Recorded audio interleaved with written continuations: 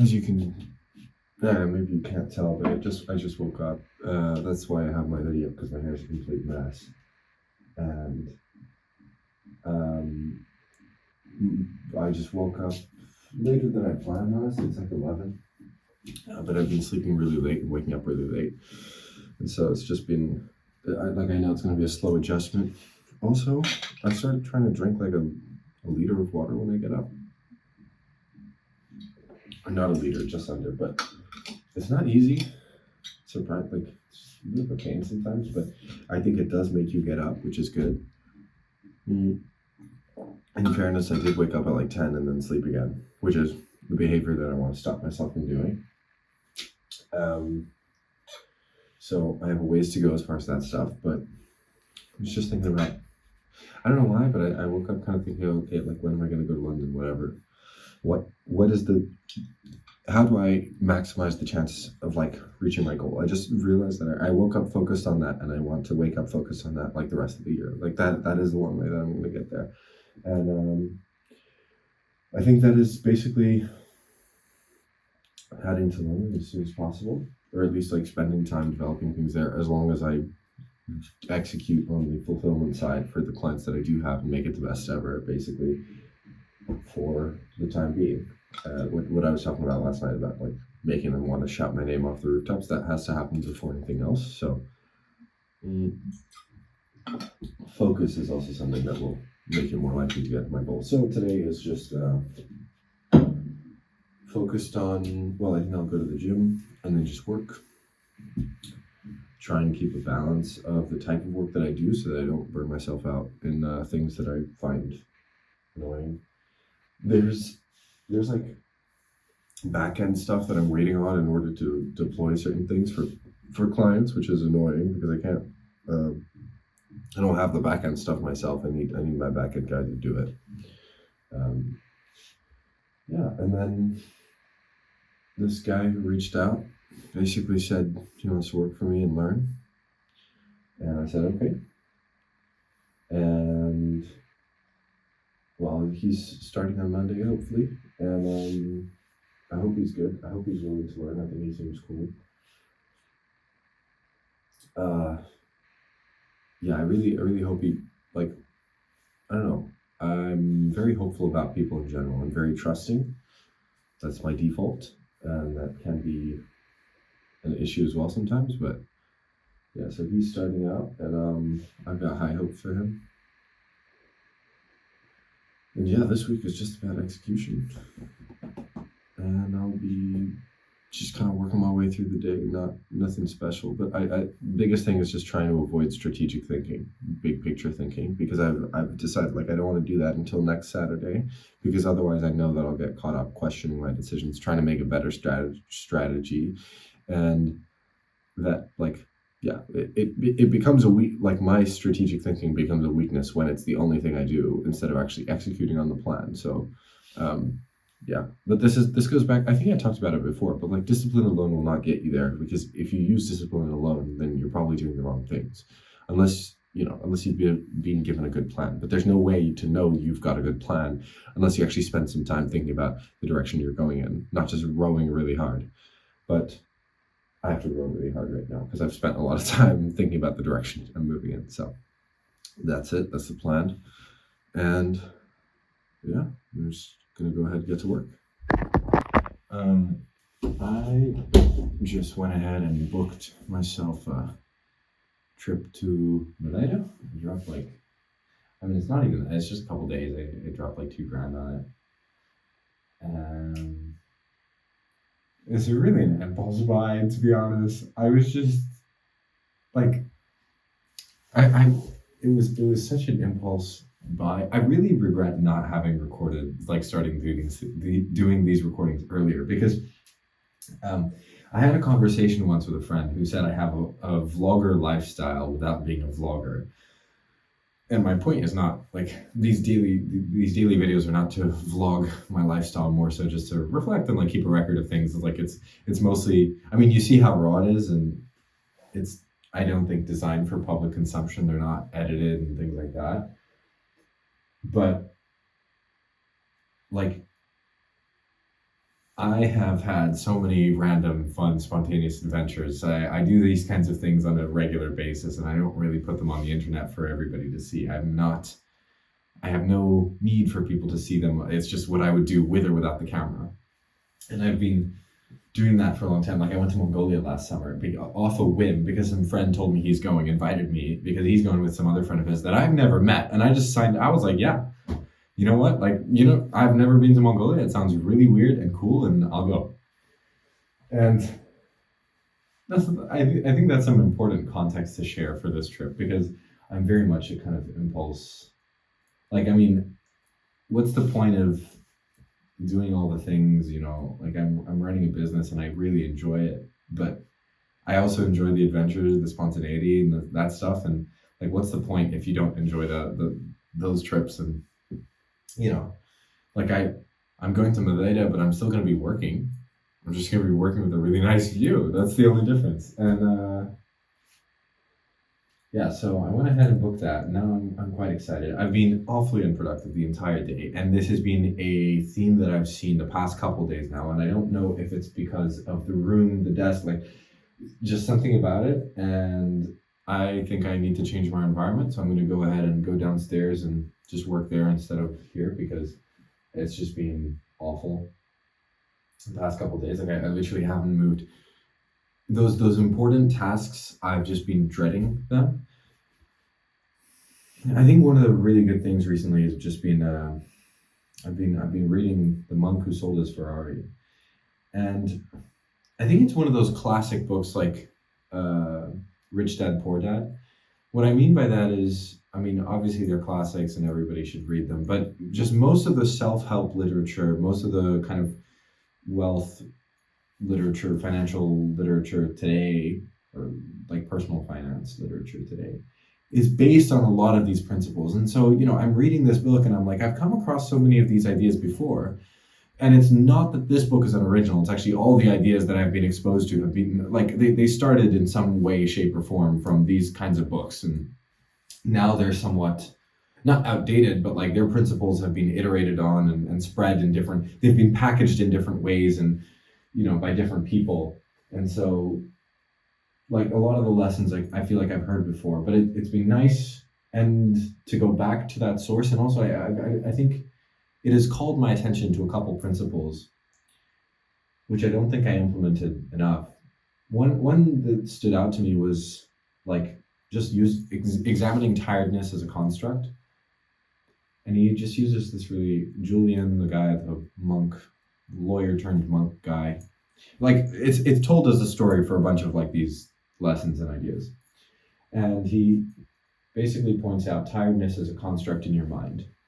You could, let's say somebody you really like surprises you in the moment. Let's say you're really tired, and then somebody surprises you with something incredible. Suddenly you've got all the energy in the world. That means your tiredness was not a state of being. That tiredness was like purely psychologically imposed, not physiological. And you can only take that so far, right? Like it's not like you can just decide tiredness is a construct and not sleep for the rest of your life. I'd love that, but it's not true. And the book also says, for example, a normal person can get by on 6 hours of sleep and be healthy. And I don't think that's a blanket statement that applies for necessarily everyone. Like I know that, I mean, maybe I haven't trained myself enough, right? Like the book says as well, as if you're not used to it, you'll struggle at the start, whatever. Now, there's a fair amount of studies which preach the opposite. And I'm talking about scientific literature that preaches you need more sleep than 6 hours. And I wouldn't hedge all my bets. I wouldn't put all my bets in the basket of this book about a monk, which doesn't have any like scientific backing, supposedly. But yeah, it's just been like I've felt sometimes tired to do the work and things like that. But it's been good to have this book is something that like I feel like now I want to go back and re-examine the book. I think it's really important to, there was this other idea I came across today, which was really, really nice, which was that some books are meant to be tasted, some books are meant to be chewed on, some books are meant to be swallowed whole. And that idea points out like the really good books, you should study them, not read them. You study them continuously. And I have some really good books, like Principles by Ray Dalio. I think is an excellent book and the kind that is worth studying. I think, Robert Greene has some great ones. Like, struggling to think of more off the top of my head. One of the books that mentioned in Monk book was Think and Grow Rich by Napoleon Hill, which I've read before. I've either read or just had a summary of, but it has, maybe that's a book I should go back and reread. My point is just some books are worth rereading, some books not necessarily, but they're still worth skimming through. Now, obviously, I can't skim through things because I use audiobooks, but audiobooks let me read way more than I would otherwise read physically. Like, I do not enjoy just physically sitting in my chair and reading. I get fidgety, I'm playing with keys right now all the time. Like, I was playing with my water bottle when I was filming earlier. Like, I get fidgety with things, and so it's hard for me to just sit and stare at a book for like 6 hours and just read. And with audiobooks, you can also set your speed higher. And so that's, I guess, the equivalent to skimming is just like setting a higher speed. And I personally just enjoy it a lot more because I can do it on walks and things like that. And then I look forward to it. Like, I enjoy walking because it's this like passive stimulus that feeds that need to fidget is like suppressed, because as I'm walking, it just gives me something to do with myself. But also I can keep my attention on that audio that I'm hearing. Like, I'm not doing anything actively that requires my attention. So I really enjoy audiobooks. They've really been a fix for me as somebody who like struggles a lot with attention. But it has its drawbacks too, which is I can't, for example, jump around the book looking for a particular section. It's not easy.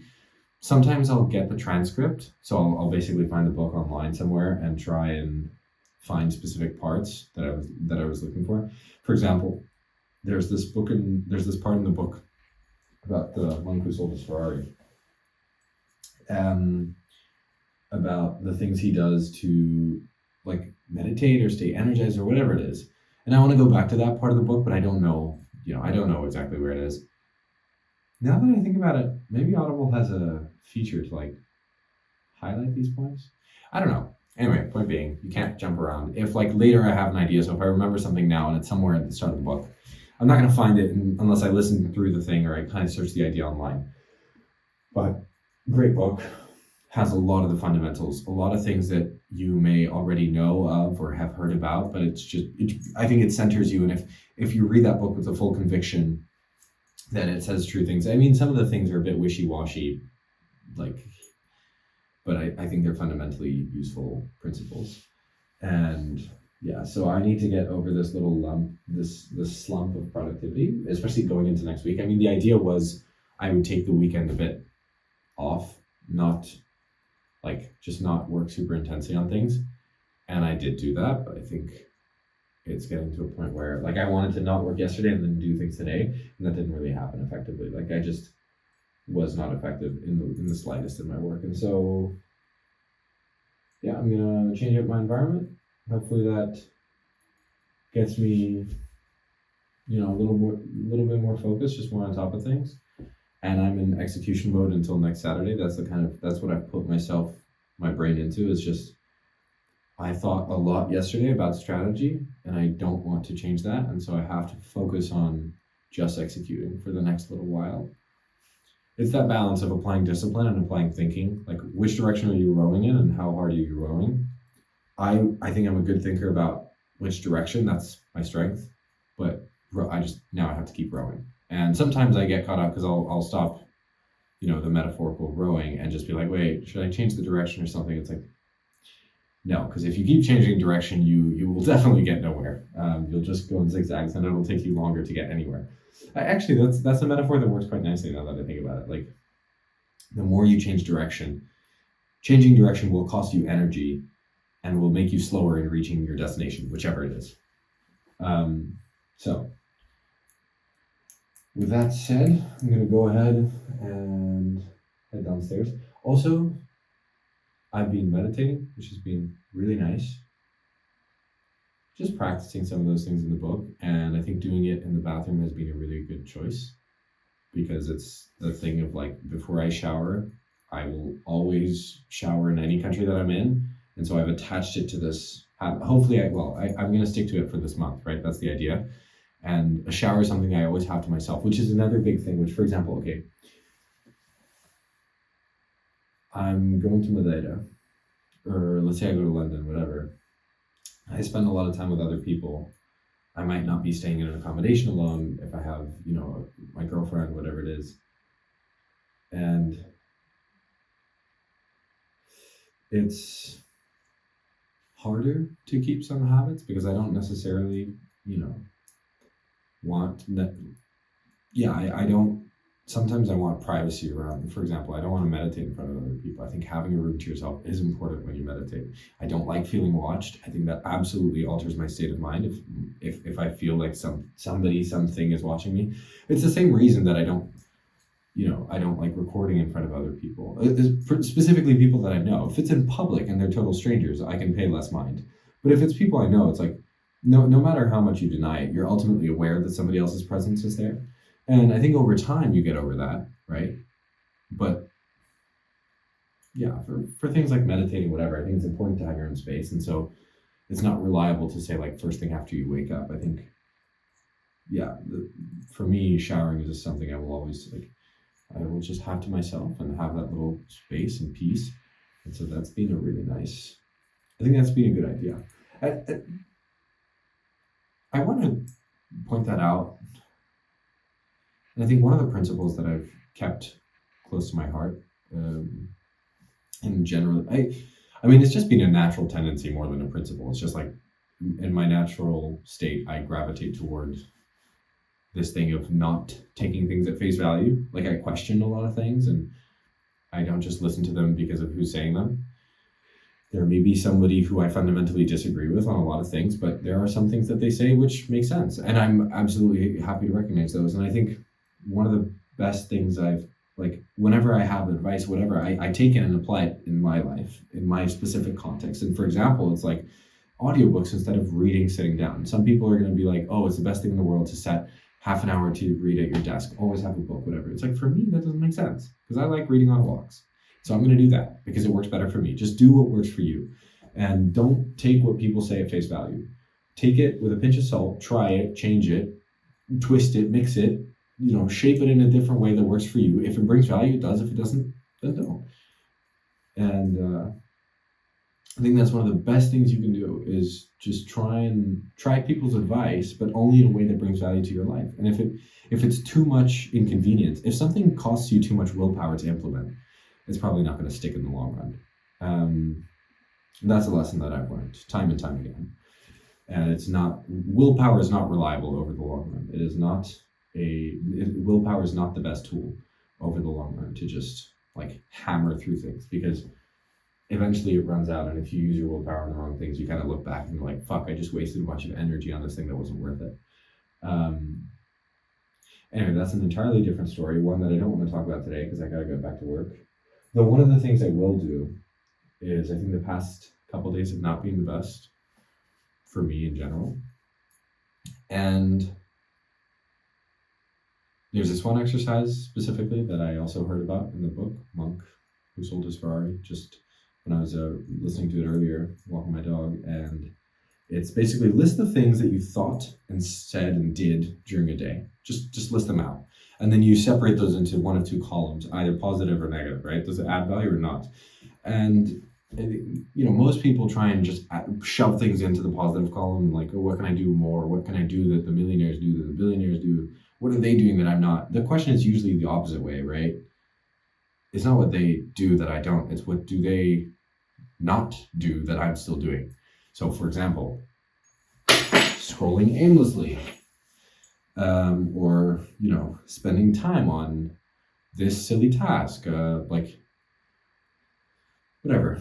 And I want to analyze a little bit on just what I've been spending my time on, especially recently, and just focus on the things that do bring me value.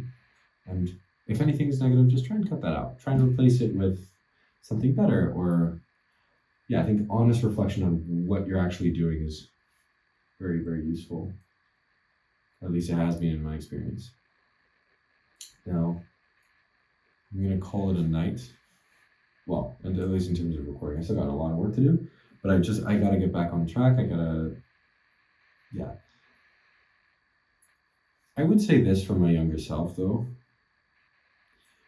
Since I was 13, I've been concerned about like productivity and like trying to do more. And when I was 13, I actually, not a lot of people know this, but I started trying to like a biphasic sleep experiment or whatever. I tried sleeping really little. I was like, sleep is useless. I just want to work fucking 20 hours a day. And like since then, I've always been trying to be more productive, right? Quote unquote productive. And so, I did the silly things, I did the smart things, I did every mistake you could possibly make. And I've been obsessing with that for the longest time. I don't know why it started. It just, I became interested in it. And I've now retrospectively, I can really observe this pattern, but I've always had seasons where things start to work. And then when things work for long enough, they start to break down and they just stop working, or either they stop working or my routine changes or something. Things are bound to change, and that old routine that you relied on might not be possible in the new circumstance. And another thing that I've noticed is sometimes I'll implement a system and it works really well at the start, and then over time it's not the best, or sometimes it's not even the system, it's just a season, right? Like I've now found systems that really work for me, and that like I've stuck to them for a while, and I've made variations and edits and things like that. But I found the systems that work for me the best over time. It takes a lot of time and iteration. Like it takes years of trying out different things to find something that works for you. But even then, sometimes I have weeks which are just terrible. And you will always be like you're always getting on track. It's not a problem that you solve. Like it's not this thing that you just win at and then stay winning for the rest of time. It's not this, like, it's the same as getting in shape. If you get in shape, you don't just stay like that for the rest of your existence just because you did it once. And the same goes for focus. You have to train that focus, and sometimes you will have bad weeks, and that's okay. And if you stop training that focus, you will get out of shape. And so when you get back in, like you will struggle a little bit more. Like I have a case in point right now. It's just, this week's not been great because last week's I've been more stressed, sleeping less, just less organized in general. That took a toll, right? Effectively, like it just wasn't as good. I think the meditation was a piece that I now see why I was missing. I don't think I ever really fully internalized the value, and like I never really was interested. I was just like, it's this thing that people do, and I can understand the benefits and the science. Like it points to ideas that you are more peaceful and whatever. But only, I think, last week did I really internalize it's more of a seatbelt than anything else. It's not something that makes you go faster. It's not a booster to your engine. It's a seatbelt that when you crash, it makes you so much more like like when you hit something, you have so much less damage if you're meditating because you have a much stronger control, as Ray Dalio puts it. It gives him the equanimity to deal with the pressure and things like that. And most of the time you will deal with the pressure fine. But sometimes things break and that pressure just, it just quickly skyrockets, right? And that was the case kind of last week when lack of sleep amplifies negative stuff. I had a bunch of negative stuff on top and it all just blew up very quickly. And that just threw me off balance. It's not, I still kept doing things like the world goes round and the world keeps going, and it's fine and it's bound to happen. Like I have no regrets or qualms. It's just, I think that's something that would really help me stabilize a little bit more. I get very excited about things like high highs and low lows, and if the highs are unrelated to work, it can get me really off track. So yeah, something I've been happy about implementing, and I think it's the beginner's excitement of, it's like, I feel excited about it. Now it's a question of like, I have to stick to it for a while for it to really start to benefit. I did this with gratitude. I'm going back to that as well, but it was only after 3 months that I actually started feeling benefits. And those benefits were immense. Like my life was so joyous. And I only stopped because I started, it was when I finished high school, and then I left for my travels and went to conferences and whatever. And it went with the rest of my routine. Like I stopped it. And the remnant effects of practicing gratitude on a daily basis were still there, like for a long time. And they still are today, honestly. And I want to get back in that because I know the effect it has. But you need to do these habits take a 6 to 9 month delay to really kick in. And this is the case with most things. If you have a business and you want to build things, most of the work you do now will not yield big results until 6 to 9 months from now. I feel that firsthand because I know that 6 months ago I made a change and nothing changed for the longest time until now it starts to hit. And you just have to keep that in mind. Like, I think it's really hard when the world is built around instant validation. The internet load speeds, if it's slower than a minute, I'm furious, right? So it's really hard to make decisions knowing that the results only come in 6 to 9 months. That's something I think definitely a lot of young people have to struggle with. But anyway, a lot of reflections, I suppose, today. But I'm going to go ahead. Just reflect on where I've been spending my time. That's number one. Reflect on what tasks I have to do. That's one of the reasons I've been procrastinating, is if I say I got to go work, but I don't have a concrete, specific thing that I got to do. Number one, like maybe buy a tripod. That's something I got to do. But I'm going to go ahead and do that. And then after, I organize my tasks, and I'll know exactly what I got to do. But right now, my task list is a mess, and got to take care of that. So that's the plan for the time being. But overall, I think it's been a good weekend, not in terms of like hardcore productivity, but just recentering a lot. I think it's important to take time to do that as well. It's like, how much time do you spend sharpening your axe and then actually whacking the tree? You got to do a bit of both. Fine line to tread, but that's the game. That's the game you play. That's the game of life. It's dichotomies to be managed, not problems to be solved. Anyway, yeah, that's it for today. Well, I don't want to make this much of a long update, but moving my environment to where I used to be more productive was definitely a really great idea. I got a really good amount done. Like I just got into a really good flow state. It was amazing. I'm really tired. It's like 4 a.m. now. I think I did slightly overextend myself, which I did not want to do. Like there's this really specific sweet spot where like you start getting diminishing returns. Like I was in a really good flow state for a couple hours. Around 2 a.m. is when I started to notice things dipping, and I was like, okay, I should stop. I should go to sleep soon. But then, just one thing led to another. I kept doing these little things, that little thing, and like I did ultimately get a lot done. But I think I did overextend just a little bit.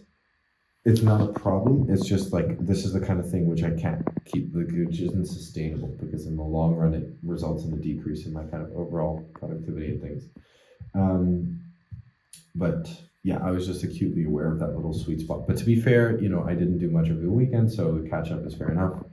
And I'm going to sleep everything that I can before. Now, I have been having this reflection. There's this one particular client, which like they're asking a bunch of stuff from me.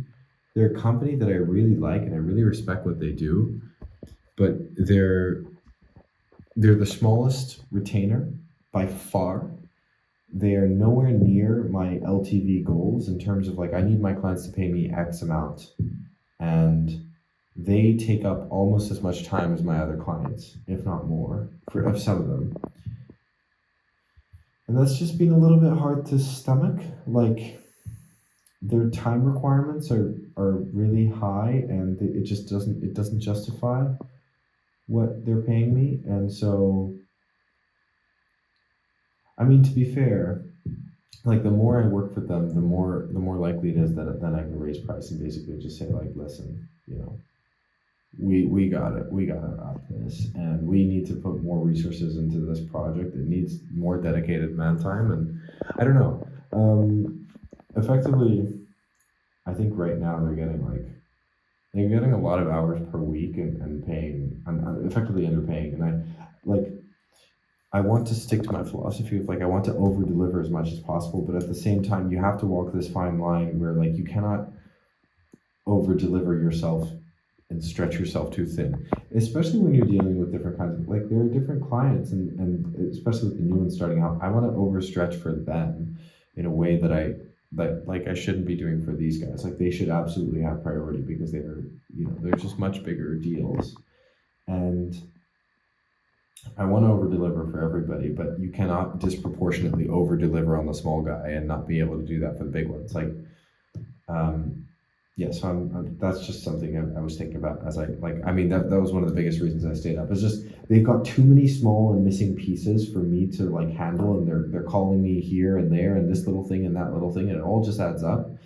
And what I'm realizing is maybe it's not worth keeping them as a client, or it's worth just asking to charge them more. But like, I feel like what I would want to charge them more would be just ridiculous. So yeah, but I think I have to see just what I spend on the other projects. The key thing is though, like, you don't want you have to communicate these things as much as possible, and that's the part which I'm struggling with, which is like, I don't know. I'm gonna see how it is with the other projects, and then communicate that to them and see just how they feel about it. Like if it's whatever. But for the time being, I just gotta handle it all and stay on top of it. It is definitely like tomorrow. I have 4 main things that I need to finish, so I do need to get a good amount of focus work in. But tiredness is a construct, and I'm just gonna go to the gym and get it done.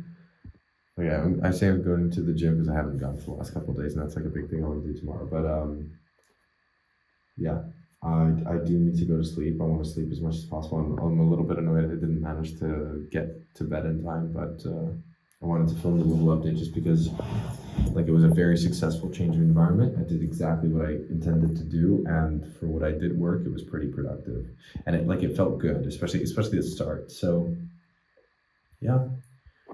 On to tomorrow. Hopefully, like it's gonna be hopefully it'll be a really busy, full packed day without overstretching myself, because there is this thing where like if you work too much in one day, your mind and your brain will naturally compensate by not focusing as much in the next. And this is a true thing. Like let's say if you focus super hard for a day, the next one you're gonna lack a little bit. And if you really push and you focus super hard for a week, the next week you're gonna lack. Like whatever it is, it eventually catches up, right? And you can't just operate on that like there are certain natural limits where you start to get diminishing returns, and you can build that focus over time, but you have to operate with awareness of that natural limit. And yeah, when I have found that when I violate that limit, it tends to get messy, because my schedule operates under the assumption, like the way I push around tasks, I tend to operate under the assumption that I'm able to manage my focus relatively equally across all days. And if I overextend myself on one day and I leave myself shattered for the next, it ends up ruining my schedule, because then I'm starting to move things around and whatever, and that's not a good thing. So trying to keep that balance in mind, make it all happen, and we'll see how it goes. It might be a bit of a stretch, but yeah, no, it'll be fine. Tiredness is a construct, but you have to manage your energy very deliberately. I think that is very important. Anyway, that's a wrap for today.